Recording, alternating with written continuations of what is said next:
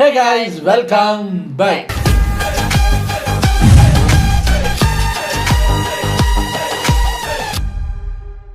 இன்னைக்கு நம்ம டுடே ட்ரெண்டிங்கில் நம்ம இப்போ 2 நாளாக ஒரு வீடியோ மிஸ் பண்ணிக்கிட்டே வர்றோம்.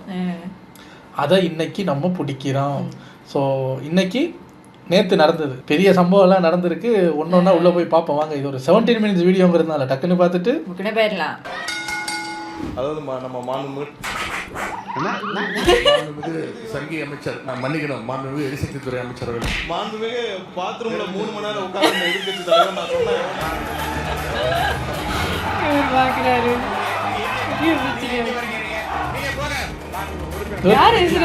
அந்த பக்கம் இதான் நேற்று ஃபுல்லாக இன்ஸ்டாகிராமில் ட்ரெண்டிங்கு.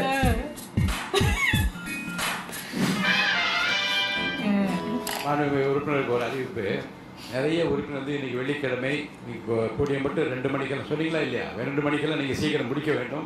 மாமன்ற உறுப்பினர்கள் சுருக்கமாக உங்கள் கருத்துக்களை சொல்ல வேண்டும் என்று நான் கேட்டுக்கொள்கிறேன். ஒருத்தருக்கு ஒருத்தர் கோஆபரேட் பண்ணி குத்து வாங்கிக்கிறேங்க. அப்பதான் ஆட்டம் வந்து சீக்கிரம் வீட்டுக்கு போகும். ஏங்க எனக்கு இதை பார்க்கும்போதே எனக்கு ஸ்கூல் ஞாபகமாகவே வருது. 2 மணிக்கு மண்டே ரொம்ப மந்தமாக இருப்போம்.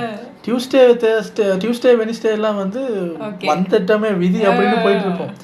தேர்ஸ்டே வந்து ரொம்ப கஷ்டமாக இருக்கும். ஃப்ரைடே மட்டும் இருப்போம் பாருங்க ஒரு ஆக்டிவ். அம்மா ஃபர்ஸ்ட் பீரியட் மேத்ஸ் வச்சாலும் பரவாயில்ல, எதுக்குன்னா அடுத்த 2 நாளைக்கு நான் வரமாட்டேன் அந்த பக்கம். அது மாதிரி தான் மண்டே எல்லாம் மந்தமாக இருக்கு. ஃப்ரைடே மட்டும் சட்டசபை செம்ம ஆக்டிவாக இருக்கு. ஏன்னா 2 நாள் லீவ் இல்லை. அப்போ அது ஒரு ஸ்கூல் தானா? வளர்ந்த குழந்தைங்களுக்கான ஸ்கூல். 12வது பஞ்சாயத்து 11ஆம் கவனத்தை ஈர்த்து அமர்கிறேன். என்னுடைய புது கவிதை ஒன்றை தங்களிடம் பாடி காட்டி பரிசில் பெற வந்திருக்கிறேன். Sorry for the disturbance. யாத்தி சார் பயப்படாதீங்க சார். அன்னைக்கு ஏதோ தெரியாதனமா சில தவறுகள் நடந்துச்சு. தயவுசெய்து என்ன மன்னிச்சுங்க. அது மக்களின் ஆரோக்கியம், அது சுற்றுச்சூழல். இப்போ வந்திருக்கேன்.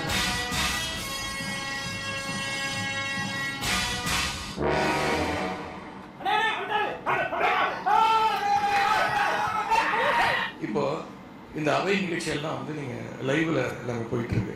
எதுக்கு இதெல்லாம் போய் படம் கொடுத்துருக்கீங்க? கேள்வி கேட்டா பதில் சொல்லலாம். இப்போ பாட்டெல்லாம் வர பாட ஆரம்பிச்சிட்டீங்க.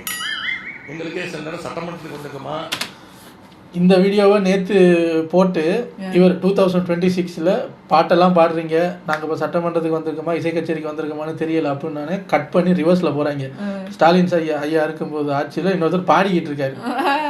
அப்போ மட்டும் நல்லா இனிப்பாக இருந்துச்சா காதில்?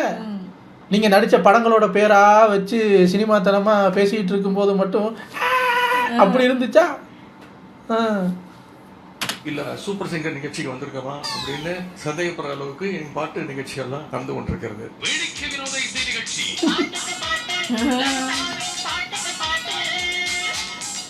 கொஞ்சம் ஓவராத்தான் போயிட்டோமா. நீங்க அவை குறிப்பில் நீக்கிறீங்க. ஆனா இதெல்லாம் நேரடி தொலைக்காட்சியில போகும்போது இதெல்லாம் வந்து யூடியூப் சேனல்லையும் சோசியல் மீடியாலையும் ரீல்ஸாக கட் செய்யப்பட்டு அதிகமாக ஷேர் செய்யப்படுகிறது. அதன் பிறகு நீங்கள் இதுல நீக்குவதிலே அர்த்தம் இல்லாமல் போய்விடுது. என்ன பண்ணலாம்? சட்டமன்றத்துக்கு பேஸ்புக்ல போட்டு விட்டாங்களா? போட்டு 10 நிமிஷத்துல 18,000 லைக் ஆகுடா. நான் ரொம்ப ஹாப்பியா இருக்கீடா. நேற்று முன்தினம் இந்த பேரவையிலே பேசின நம்முடைய முதலமைச்சர் அவர்கள் என்னுடைய டேபிள்ல 3 ஃபைல்ஸ் இருப்பதாகவும் அந்த ஃபைல்ஸை வந்து திறந்து பார்க்க வச்சிடாதீங்க அப்படிங்கிற தோணியில எங்களுடைய அரசை குற்றம் சாட்டுகின்ற வகையில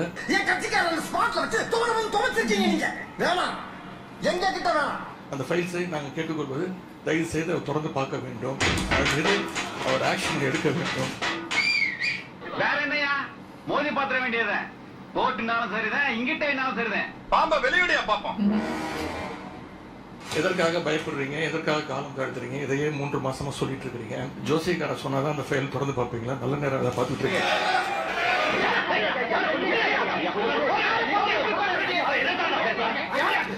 அமைதி அமைதி அமைதி பெருமக்களே. நான் நேற்று லைவ் பார்த்ததுனால சொல்கிறேன். ஏன்னா இப்படியெல்லாம் பேசுகிறாருன்னு உடனே கொந்தளிக்காதீங்க. இன்னொரு 2 நிமிஷத்தில் அங்கேருந்து வரும் பாருங்க ஈட்டி, நேராக வந்து நெஞ்சில் தான் குத்தும். முதலமைச்சர் சொல்லும்போது நாங்கள் மிசாவையே பார்த்த இயக்கம்னு, நீங்க மிசாவையே பார்த்த இயக்கம் தான். ஆனால் மிசாவையே பார்த்த திமுக இயக்கத்தை தனி பெரும் கட்சியாக எங்களோட தலைவர் வெற்றி பெற்று இந்த தேர்தலில் தாவேக்கான என்னன்னு காமிச்சிருக்கோம். அதனால எங்களுக்கு எந்த பயமும் கிடையாது. சத்தியத்தை கேன்சல் பண்ணி போடுடா.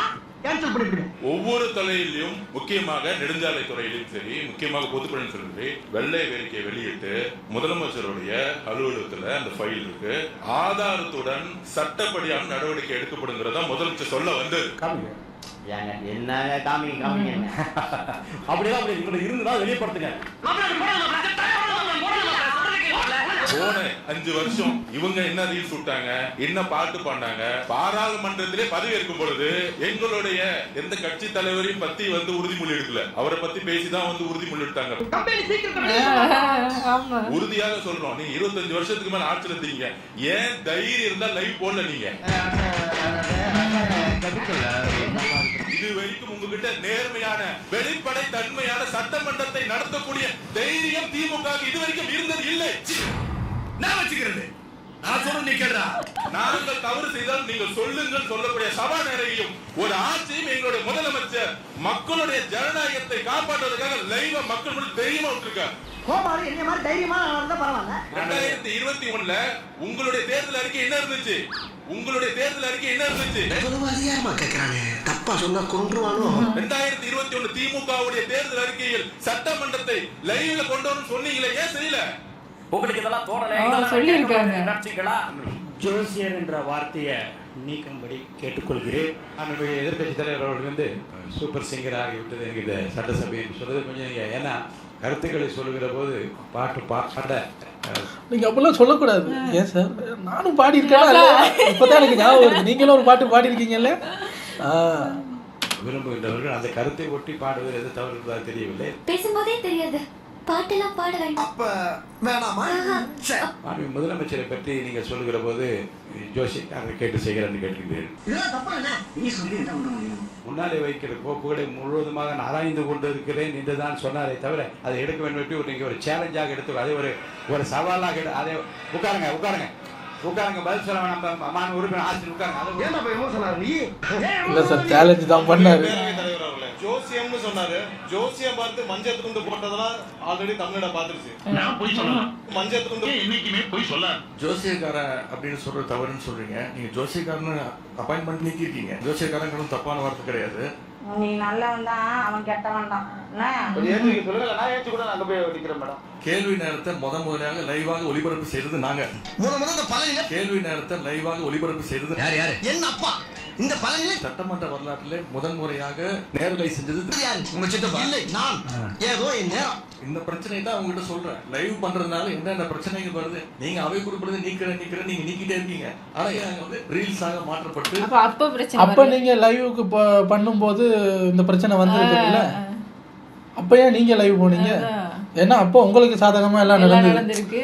இப்ப என்ன சார் நம்மளே போட்டு அடிக்கிறாங்க. ஆஃப் த டிவி போகட்டும் சார், என்டர்டைன்மெண்டா இருக்கு. அங்க போய் கொண்டிருக்கிறது. இது குறித்து வெளியில இருக்கக்கூடிய நீங்க என்ன உங்க தலைவர் கட்டுப்படுறீங்களா? நீங்க பிடிக்கிறீங்க, நீங்க எதுக்கு பேசுறீங்க? நீங்க ஏன் பேசுறீங்க? நீங்க அவர் கட்டுப்பாடு அவருக்கு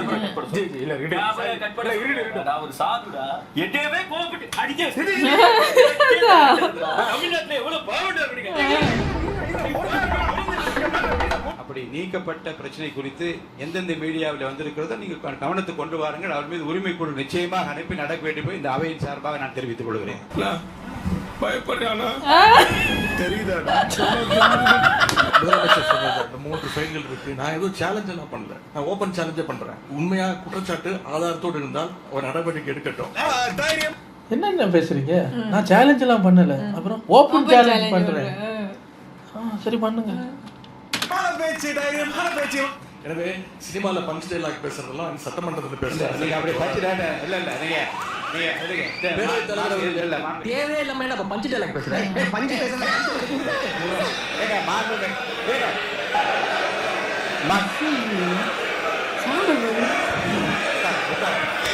முதல்ல உட்காருங்க. ராஜ்மோகனா இந்த கேமரா டீம் வந்து சைடுல காட்டுங்க. ஏங்க மாண்புமே ஏங்க தூக்கத்துல வந்தீங்களா? எதிர்ச்சிட்டாங்க.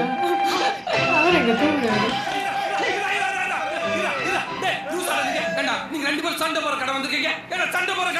அதானே நீங்க எங்க வரீங்க? நீங்க போங்க மதுரை, நீங்க போங்க முதல்ல. உட்காருங்க. அந்த சைடுலயே வர்றாங்க. உட்காருங்கன்னு சொல்லுங்க, உட்காருங்க. அசிங்கமா சண்டை போட்டுட்டு இருக்கீங்க. ஏற்கனவே நம்ம நாட்டுல காவேரி பிரச்சனை, ஜாதி மதம் மொழி இன்னொன்னு ஆமாமா சண்டை போட்டுக்கிட்டு இருக்கான். அது பார்த்தாதா ஓங்கயா வேலையை பாருங்க. உட்காருங்கன்னு சொல்லுங்க, உட்காருங்க, உட்காருங்க. நம்மளுடைய கேமரா டீம் வந்து இந்த எதிர்க்கட்சி வரிசை வந்து தொடர்ச்சியா அப்படி கமெண்ட் அடிக்கிறது, உரிமையில பேசுறது, லாஸ்ட் பெஞ்ச்ல இருந்தா டாக்டர் குடுகுடுன்னு எழுச்சி இங்க நடுவில் ஓடி வருது. இதையும் சேர்த்து ஸ்பிளிட் ஸ்கிரீன்ல காட்டுங்க. மத்த கம்பெனிகள் காட்டலாம், ஆனா எந்த கம்பெனி காட்டாது. அதெல்லாம் கருகிற மாதிரி அதையும் காட்டுங்க, அந்த பக்கமும் தெரிஞ்சுக்கலாம். போறாங்க. 7-8 தலைமுறையை தோண்டி எடுத்தாரா கிழிக்கிறது. தயவு செய்து இந்த ஃபைல்ஸ்னா சீக்கிரம் பிடிச்சு பாருங்க. இந்த உருட்டல் மெட்டலுக்கெல்லாம் திராவிட முன்னேற்ற கழக உறுப்பினர்கள் நாங்க பயப்படுவதற்கான எங்களுக்கு தேவை கிடையாது. மறுபடியும் பஞ்ச் டயலாக். மாண்புமிகு எதிர்க்கட்சி தலைவர் அவர்கள் காட்டுன்றாரு. அவருடைய கோரிக்கையை கட்டாயமாக முதல்வர் நிறைவேற்றுவார் என்பதையும் கூறிக்கொள்கிறேன். சும்மாவே காட்டுன்னு காட்டுவேன், காட்டுன்னு வேற சொல்றேன். நாங்க பார்க்காத கேட்டா நீங்க நீக்கிட்டீங்க, ஆனா இப்ப எல்லாம் லைவ்ல போயிடுச்சு. இப்ப அதுக்கு என்ன பண்ண போறீங்க? அது என்ன நடவடிக்கைகள் போறீங்க? இருக்கையை விட்டு இனி முன்னோக்கி யார் கையை உயர்த்தி கொண்டு ஓடி வந்தாலும் அது எந்த தரப்பில் வந்தால் நிச்சயமாக நடவடிக்கை எடுப்பேன் என்பதை நான் எச்சரிக்கையாக சொல்ல விரும்புகின்றேன். அதாவது நம்ம மாண்புமிகு மன்னிக்கணும், கரூர் முன்னாள் சட்டமன்ற உறுப்பினர் சும்மா கோயம்புத்தூர் சட்டமன்ற உறுப்பினர், நான் கரூர் சட்டமன்ற உறுப்பினர் சார். இது உச்சக்கட்ட அவமானம். இதை நான் தான் திருத்திக்கிறேன்னு சொல்றேன். சொன்னதை நீக்கிட்டீங்களா? அவர் சொன்னதை நீக்கிட்டீங்களா தலைவரே? அந்த பாலிசி வந்திருக்காத அந்த பாலிசி வரலங்க. நான் சும்மா இருப்பேனா? மாண்புமிகு சங்கி அமைச்சர் மன்னிக்கணும், மாண்புமிகு எரிசக்தி துறை அமைச்சர் அவர்கள் பேசும். இப்படி ரத்தம் வர மாதிரி அடிச்சா நான் சும்மா விட்டுறேன். மாண்புமிகு பாத்ரூம்ல 3 மணி நேரம் உட்கார்ந்து நான் சொன்னேன்.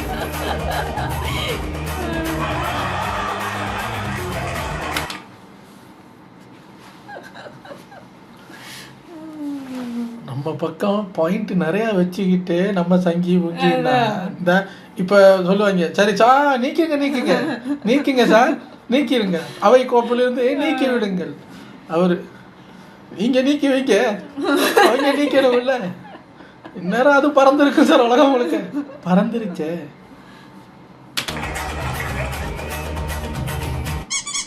எல்லாருக்கும் பேச தெரியும், உட்காருங்க. பாத்ரூம்ல 3 மணி நேரம் உட்கார்ந்து இந்த எதிர்க்கட்சி தலைவர் சொல்றதுக்கு 5 நிமிஷம் ஆகாது. இதெல்லாம் எங்களுக்கும் பேச தெரியும். இப்ப தமிழ்நாட்டுல யார் பாத்ரூம்ல எவ்வளவு நேரம் உட்கார்ந்துருக்காங்க அப்படின்னு கண்காணிக்கிறதுக்கு ஒரு தனியா அமைச்சர் வச்சிருக்கீங்களா? அதுக்கு அமைச்சர்லாம் தேவையில்ல. உங்க வைஃபும் உங்க செக்ரட்டரியும் தான் உங்க போலீஸ் கிட்ட பஞ்சாயத்து பேசிக்கிட்டு இருந்தாங்க. அதுக்கு அமைச்சர்லாம் எதுக்கு வைக்கணும்? நாங்களே நேரா பார்த்தோமே, எல்லா டிவி சேனல்லையும் போச்சே. இதுக்கு அமைச்சர் வேற வச்சு பார்க்கணுமா என்பதை நான் கேட்க விரும்புறேன். ஹாஸ்பிடல் அட்மாஸ்பியர் யோசிச்சு பாரு. வார்த்தைகள் எப்படி இருக்கும்? மாண்புமிகு சங்கி அமைச்சர், மாண்புமிகு பாத்ரூம்ல 3 மணி நேரம் உட்கார்ந்து எதிர்க்கட்சி தலைவர். நான் சொல்றேன், ஜோக் வேணாம். நீங்க லைவா பாத்தீங்க, இந்த வீடியோ எடுக்கிறவரு பார்த்தார். இப்போ என்ன நடந்துச்சு, எவ்வளவுதான் நானும் சமாளிப்போம். ஒரு நாளைக்கு எத்தனை பிரச்சனை தான் போச்சு. இந்த விவாதம் மானிய கோரிக்கைக்கான விவாதம்னு எல்லாருக்கும் தெரியும். பேச விடுங்க. நான் எதுவுமே தப்பா சொல்லல, பேச விடுங்க. இந்த மாதிரி எல்லாரும் எந்திரிச்சா, நாங்க எந்திரிச்சா இந்த அவை நடக்காது. அதோ எல்லாரும் உட்கார சொல்லுங்க. உட்காருங்க. ஐயோ, பெரிய டென்ஷன்ஸ் ஆஃப் இந்தியாவா போச்சே. தவறான வார்த்தைகளை முதல்ல பேசுறது யார் என்பது உங்களுக்கு தெரியும். முதல்ல கன்னி வெடியில காலை வச்சதே அவன்தான். யார் யாருக்கு கார் வேணுமோ நீங்க வாங்கிக்கோங்க. நாங்க எங்களுக்கு கார் தேவையில்லை, எங்களுடைய திராவிட முன்னேற்ற கழக உறுப்பினருக்கு கார் தேவையில்லை. வேண்டாம். ஏன்னா எல்லாரும் குடிக்கும், நீங்க வேணாங்க. வேண்டாம் சொல்லல, போயா. என்ன இந்த ஆள் மட்டும் குடிக்க மாட்டீங்களா? ஈகோ. அது ஈகோ பிடிச்ச கதையா? வேட்புமனு தாக்கல்ல நீங்க அஃபிடவிட்ல ஃபைல் பண்ணிருப்பீங்க, யார் யாருக்கு கார் இல்ல, எவ்வளவு சொத்து இருக்கு அப்படின்னு சொல்லிருப்பீங்க. அதுக்கு தகுந்த மாதிரி அவங்களுடைய வசதி வாய்ப்புக்கு ஏற்ற மாதிரி கார் வாங்கி கொடுங்க என்பதுதான் எங்களுடைய சஜஷன். இந்த சட்டமன்ற உறுப்பினர்களுக்கு நீங்களும் யாரோ ஒருத்தர் கூட எங்க பேர்ல ஒரு கார் கூட இல்லைன்னு தானே பதிவு பண்ணிருக்கீங்க. இப்போ வாங்கிக்கிங்க அந்த காரை, வேணாமா? சரி. இந்த கார் தேவைங்கிறது ஒரு சர்ச்சையாக பேசப்படுகிறது. பல ஆண்டுகளுக்கு முன்பே டாக்டர் கலைஞர் கருணாநிதி அவர்களால் 300க்கும் அதிகமான யூனியன் சேர்மன்களுக்கு அரசு சார்பில் வாகனம் வழங்கப்பட்டுச்சு. இது ஒன்றும் புதுசு இல்லை. அப்பெல்லாம் கேள்வி கேட்காம இப்போ ஒரு சட்டமன்ற உறுப்பினர்களுக்கு கிடைக்கிறது கேள்வி கேட்கறது சரியானதா? இப்படித்தான் கேட்பா அப்படின்னு சின்ன லெஃப்ட் ரைட்ல எப்படி ஏமாத்தின பாத்தியா? நீங்க உங்களுடைய தேர்தல் பத்திரத்துல கார் இல்லன்னு சொல்லலாம், வீடு இல்லன்னு சொல்லலாம், 10,000 ரூபாய் பணம் இருக்குன்னு சொல்லலாம். அதுல தமிழக வெற்றி கழகத்தோட நிலைப்பாடு ஏற்கனவே கார் இருக்கவங்க அப்ளை பண்ண மாட்டாங்க. இதுதான் நிலைப்பாடு. 3 லட்சம் மக்களை போய் பார்க்க வேண்டிய நிர்பந்தம் இருக்கு. அவரோட தொகுதிக்கு போக வேண்டிய நிர்பந்தம் இருக்கு. இது ஒரு உரிமையா பண்ணிருக்காரு தவிர இதுல ஆடம்பரம் காருங்கிறது ஆடம்பரம் கிடையாது. மக்களை சந்திக்கக்கூடிய ஒரு தேவை. ஊழல் இல்லாத சட்டமன்ற உறுப்பினர்களுக்கு கார் இன்னைக்கு தேவை. மக்களை பார்க்க போனோம். ஏன்னா நாடு கெட்டு போச்சு. இந்தியாவில எங்க பார்த்தாலும் ஊழல் பெருகி போச்சு. தேர்தல் இதுல 10,000 ரூபாய் இருக்குன்னு சொல்லிட்டு ரேஞ்ச் ரோவர் கார்ல போகக்கூடிய அமைச்சர்கள் இங்க கிடையாது. மாண்புமிகு எதிர்கட்சி தலைவர்கிட்ட 2-3 வீடு இருக்கு. ஆனா அரசு பங்களால இருக்கிறார்ல, அது வேறயா? இருக்கிறார்ல. மக்கள் பணத்தை வீணடிக்க விருப்பம் இல்ல, நான் எனக்கு அந்த கார் எல்லாம் வேணாம்னா அப்ப வீட்டை கொடுங்க. சின்ன செலவான காரை மட்டும் வேணாங்கிறது, அரசு பங்களா வாங்கிக்கிறது.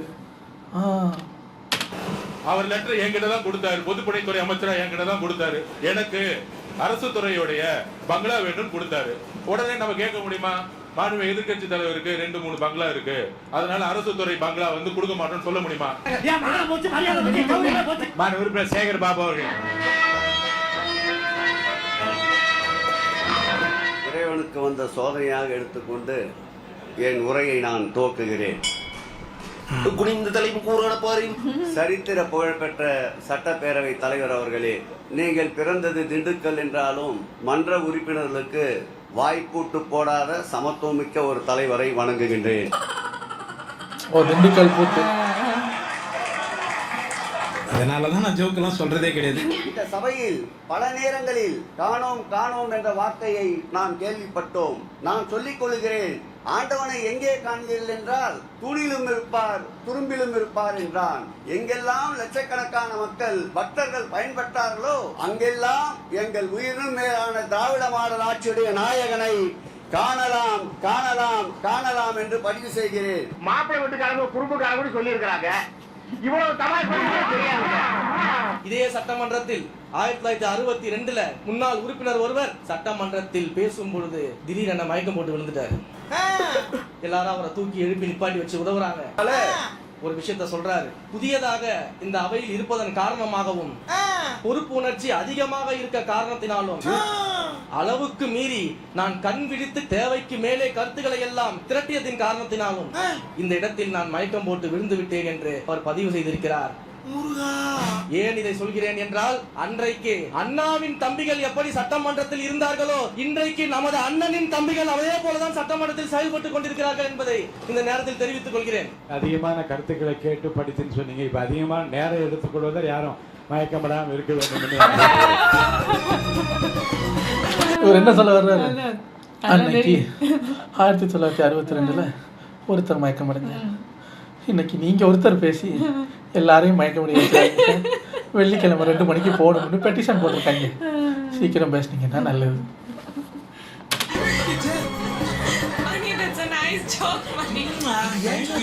ஏன் அப்படின்னா முருகர்னு சொன்னாலே சூரசம்ஹாரம் தான் எல்லாருக்கும் ஞாபகத்துக்கு வரும். சின்ன பையனை நினைச்சு நான் சாதாரணமா விட்டுட்டேன், ஆனா என்னையவே தோற்கடிப்பார்னு எனக்கு இப்பதான் தெரியும் அப்படின்னு சூரன் முருகரை பார்த்து பாடியதாக. இத ஏன் நீ என்கிட்ட சொல்ற? இதுலதான் உள்ள அர்த்தம் இருக்கா? 2026 தேர்தலும் கிட்டத்தட்ட ஒரு சூரசம்ஹாரம் தான் அப்படின்றதுக்காக தான் யார சூரன் சொல்றேன் அப்படின்ற ஒரு கதைக்குள்ள போய் யாரும் கூச்சலிட்டு கூப்பாடு போட வேணாம். கொஞ்சம் நஞ்ச இருந்த மானத்தை இவன் வாங்கிட்டான். தம்பி இது வேண்டாம். இதுல ஒண்ணும் தப்பில்ல, உட்காருங்க. இதுல ஒண்ணும் தப்பில்ல, உட்காருங்க. பொதுவா சொல்றாரு, ஒண்ணு உட்காருங்க. இது தப்பில்ல, உட்காருங்க. அப்படி சொல்லுமா? 2 அடி அடிமா, நீ அடிமா பேசுங்க. அன்றைக்கு அழகிய தமிழ் மகன் இந்த தமிழ் மண்ணை ஆட்சி புரிந்தார். இன்றைக்கு எங்களுடைய அழகிய தமிழ் மகன் இந்த மண்ணை ஆட்சி புரிந்து கொண்டிருக்கிறார் அப்படின்றதுல பெருமிதம் அடைகிறேன். இது ஒரு நியாயமா படுதாடா? இது ஒரு கதை நீங்க சொல்லி. நான் இப்போ 2-3 வீடியோக்கு முன்னாடி சொல்லியிருந்தேன், இந்த புகழெல்லாம் பண்ணாமல் மக்கள் பிரச்சனையை பேசுங்க அப்படின்னு. பட் இப்போ என்ன சொல்கிறேன்னா, டெய்லி பேசாமல் அப்பப்போ இது மாதிரி ஏதாவது சொல்லுங்க. அப்போ தான் எதிரில் கொஞ்சம் கொந்தளிப்பாங்க. அது பார்க்க நல்லா இருக்கும். இப்போ அவர் சொன்னார்ல, கடவுள் எங்கே இருப்பார்? தூணிலும் இருப்பார், துரும்பிலும் இருப்பார், மக்கள் கூடுமிடத்தில் இருப்பார் அப்படின்னு. அது இது அவைக்கு எதுவும் தேவையா? அவர் உள்ளேயே வரல. இருக்கிறவங்கள பற்றி பேசலாம், இல்லை மக்கள் பிரச்சனை பற்றி பேசலாம். அவங்க அப்படி வெறுப்பேற்றும் போது அழகிய தமிழ் மகன் அப்படி இப்படி நம்மளும் கொஞ்சம் அப்பப்போ, டெய்லி பண்ணக்கூடாது, அப்பப்போ வெறுப்பேற்றலாம். மானத்தை கெடுத்துட்டியாடா. இது நியாயமா படுதா? டேய், உனக்கு வேற யாருமே கிடைக்கலையாடா? எங்களுக்கு வரலாறு தெரியாது, நாங்கள் அரசியலை கத்துக்கிட்டீங்க, பால்வாடி பாப்பா படம் பார்த்துட்டு அரசியலுக்கு வந்தவங்க என்று எங்களை பார்த்து ஏளனமாக பேசி எள்ளி நகையாடிய எதிர்க்கட்சியை சார்ந்த சகோதரர்கள் அனைவருக்கும் ஒரு அன்பான வேண்டுகோள். இனி நீங்கள் படிக்க வேண்டிய வரலாறு இதோ உங்கள் முன்னால். அவர் பெயர்தான் தளபதி.